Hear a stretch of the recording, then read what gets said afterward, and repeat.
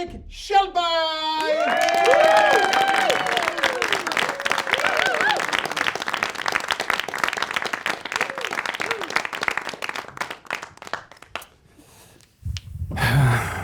Sit up in your chair.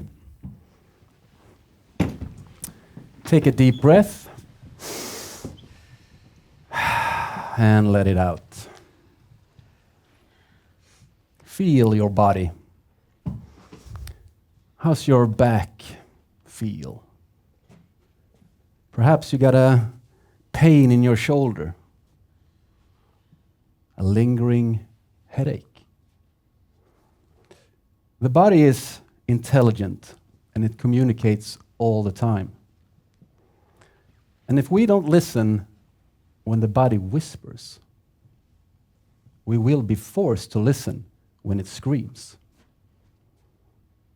To understand these whispers, we're going to take a closer look at fascia, the body's greatest communication organ. But before we do that, let me ask you a quick question. How would you make a human body? How would you make sure that all the organs stayed in the right place while we were jumping and twisting and turning? All the muscles stayed in the right place. Would you use glue, tape, perhaps a needle and a thread? The body has done all of these things and none of them.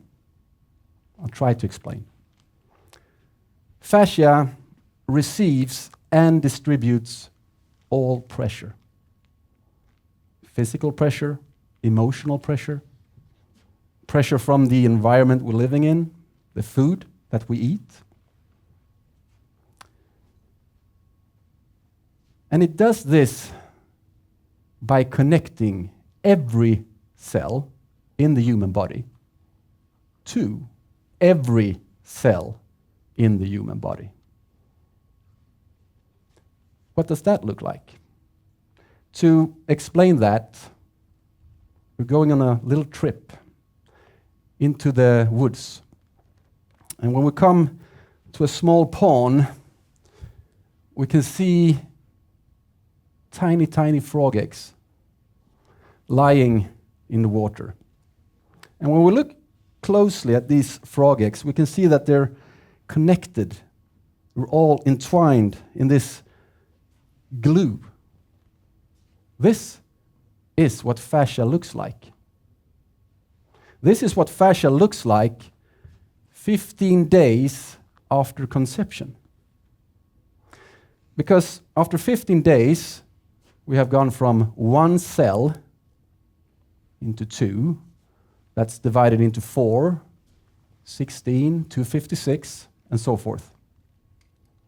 And at day 15, the body says, okay guys, this is getting a little bit too much. I need one thing that can keep all the cells together as a unit.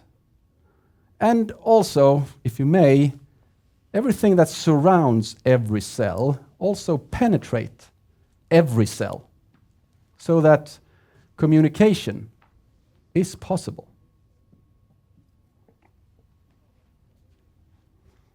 Some fascia in this white sticky glue gets mineralized and becomes the bones, the skeleton of our body.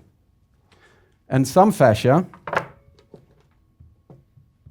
stays liquid, becomes connective tissue, lymph. That's why drinking water is so important for your fascia.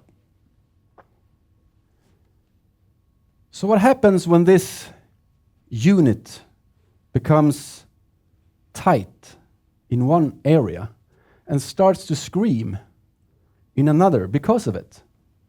How can we heal this pain?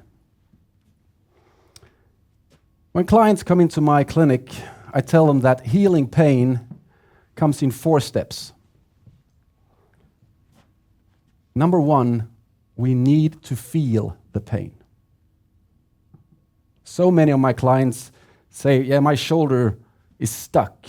My hips doesn't move. The body has stopped screaming because they're not listening anymore. The second thing we need to do is to accept the pain. That might sound weird, but accepting pain is to have the courage to face the pain, to look at it as it is, not worse, not less, just as it is.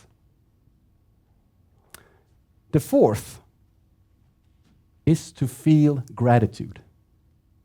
Gratitude that your body is communicating with you and that you can do something about the pain. There's a saying that, let's say like this: pain is the body's request for change. What that change is, that's up to you to find out, to be curious about. The body has no obligation to make sense to you. It's up to you to find out what it means. And drainage precedes supply. Drainage precedes supply.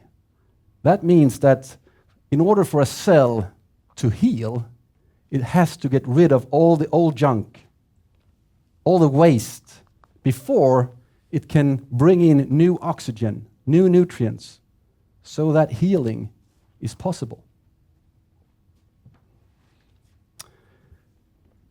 If we had a system that's been screaming for years, perhaps decades,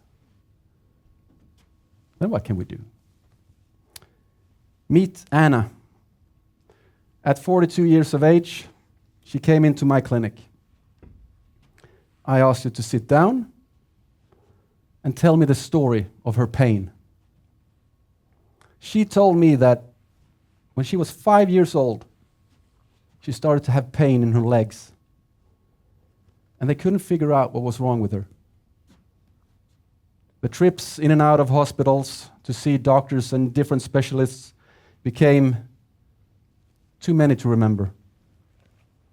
And when she was 11, she was sitting in a hospital bed. The doctor came in the room. She flung the covers off her bare legs and with tears in her eyes begged the doctor to please amputate my legs, because the pain was more than she could bear.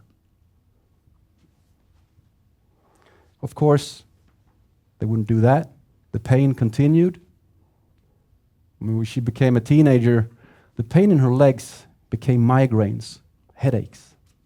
She had to lie in a dark room for days. The pain was so bad. She said, "This has been my life since that day. I have bad days and I have worse days." We started to treat her fascia. We also started to focus on her breathing. Ask the question, what is the pain trying to tell her? And little by little, treatment by treatment, she felt the change in her body. She started to see the light, and after 6 months, she was pain-free.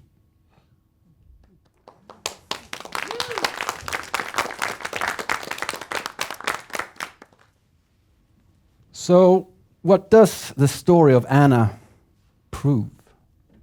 Well, it tells us that the path of healing is there if we choose to walk it. I'm not saying that it will be easy.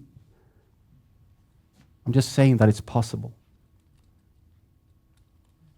So, in summary, everything in the body is connected.